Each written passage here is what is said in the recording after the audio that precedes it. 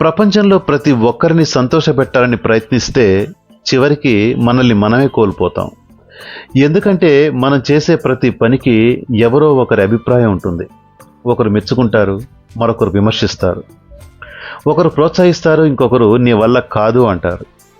కానీ నిజంగా ఏదైనా గొప్పది సృష్టించాలనుకునే వ్యక్తి అందరి మెప్పు కోసం ఎదురు చూడడు.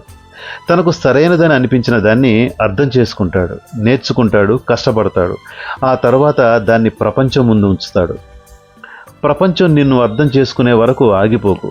నువ్వు నమ్మిన దాన్ని నిజం చేసేంత వరకు ముందుకు సాగు. ఎందుకంటే నువ్వు చేసే ప్రతి గొప్ప పని మొదట్లో అందరికీ అర్థం కాకపోవచ్చు. కొత్త ఆలోచనలను చూసి కొందరు నవ్వుకోవచ్చు. నీ కలలను చూసి కొందరు అనుమానించవచ్చు. కానీ వాళ్ళ సందేహం నీ సామర్థ్యానికి కొలమానం కాదు. నీకు నచ్చిన పని నిజంగా విలువైనదే అయితే దానికోసం కష్టపడు. నిన్ను నువ్వు మెరుగుపరుచుకో. తప్పుల నుంచి నేర్చుకో, విమర్శలను విను. కానీ నీ జీవితానికి నిర్ణయం తీసుకునే హక్కుని పూర్తిగా ఇతరుల చేతిలో పెట్టకు. గొప్ప సృష్టి అందరి అనుమతి తీసుకొని పుట్టదు.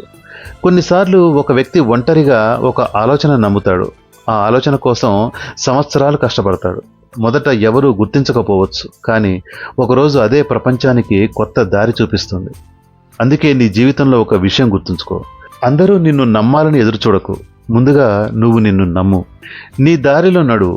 నీ పని మీద దృష్టి పెట్టు. నీ విలువలను నిరూపించుకోవడానికి మాటల కంటే నీ పని మాట్లాడేలా చేయి.